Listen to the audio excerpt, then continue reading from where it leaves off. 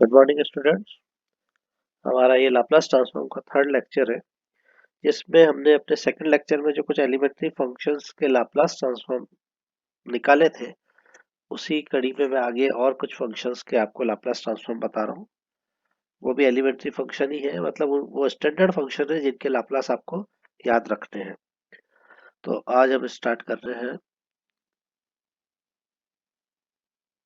Laplace transform, यानी मैं इसको लिखूंगा LT of the function e raise to the power minus ले लो या प्लस ले लो, जो भी है, e raise to the power minus 80 का मैं यहाँ पर आपके पास लेता हूँ। E raise to the power plus 80 ले लेते हैं। E raise to the power plus 80 मतलब Laplace transform of e raise to the power 80 with P parameter हम निकाल रहे हैं। ठीक है, चलिए। By transform, by definition of Laplace transform, Laplace of किसका निकाल रहे हैं? E raise to the power AT।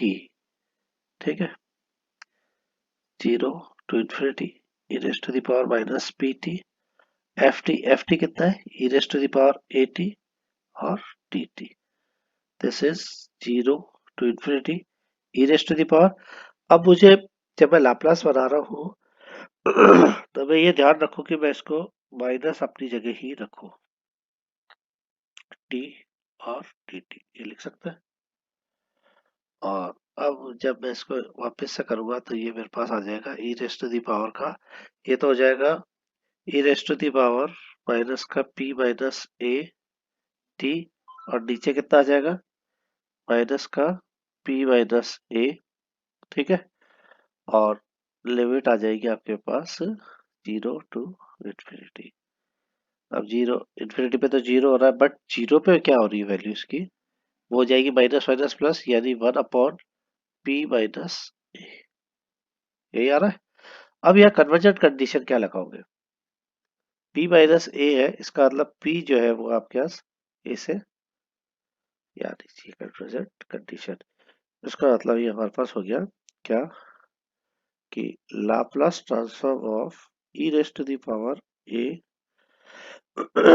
ए और टी था ना, हाँ, with P parameter, this is equal to 1/P minus A. P minus A आपके पास आ गया, ये कंडीशन इसकी कन्वर्जेंट कंडीशन हो गई। ये इसका रिजल्ट आया। अगर आपके पास e raise to the power minus ये होता, जैसा कि मैं कह रहा था आपको, यानी मैं अब लाप्लास ट्रांसफॉर्म आपसे पूछवा रहा हूँ, Laplace transform of e raise to the power minus 80 अगर आपको निकालना है, e raise to the power minus 80, definition लगाई e raise to the power minus PT, e raise to the power minus 80 और DT, सॉरी FT तो मैंने लिख दिया, दिस इज DT। ये आपके पास है e raise to the minus का 80। ठीक है, तो यहाँ से कितना हो जाएगा?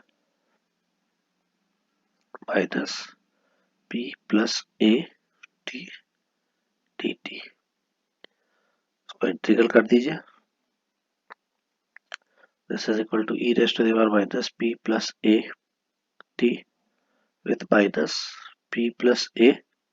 ठीक है, 0 to infinity, this is equal to 1/p plus a आ गया, 1/p plus a आपके पास आ गया।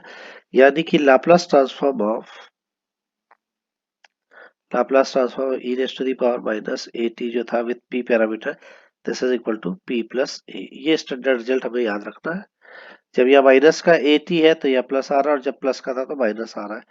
ये आपको ध्यान रखना है स्टैंडर्ड रिजल्ट जब आप यूज करोगे। अब हम लाप्लास एक्सपोनेंशियल का तो हमने कर लिया कि जब माइनस था या प्लस था। अब हम आते हैं ट्रिग्नोमेट्रिक फंक्शन पर।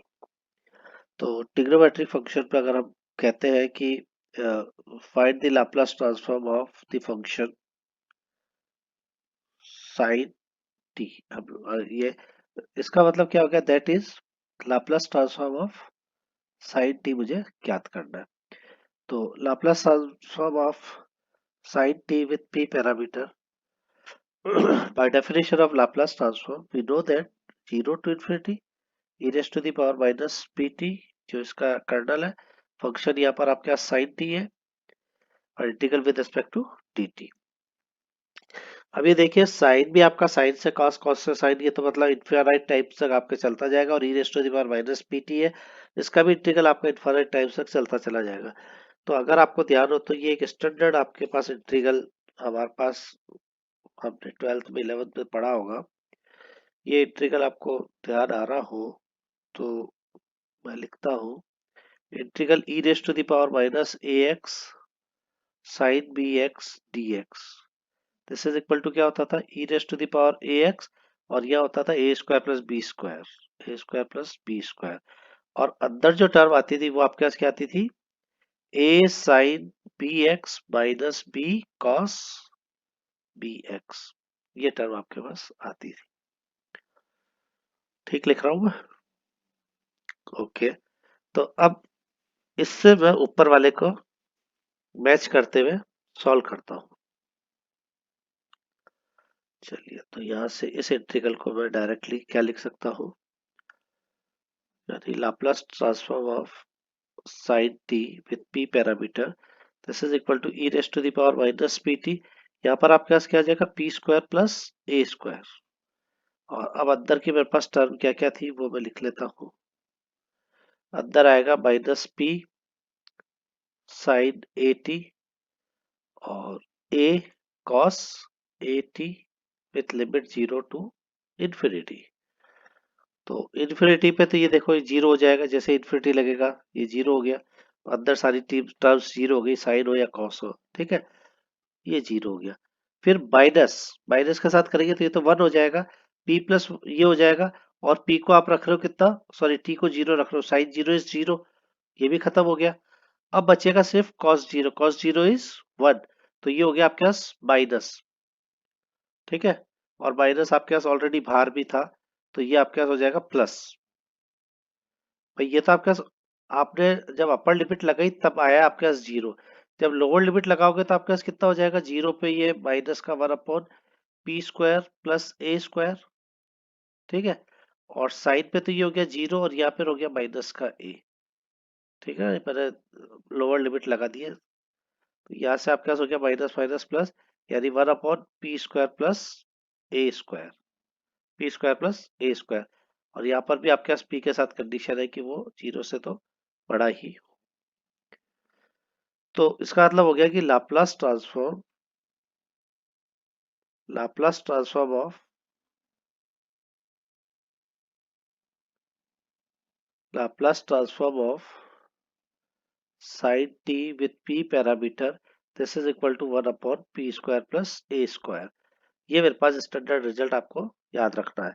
And similarly Laplace transform of cos at with p parameter then by definition of Laplace transform e raised to the power minus pt cos of at dt this is equal to वापस से वही अगर formula मैं apply करता हूँ तो यहाँ पर मेरे पास क्या आ जाएगा जैसे साइन के लिए फॉर्मूला था वैसे ही कॉस के लिए भी फॉर्मूला है।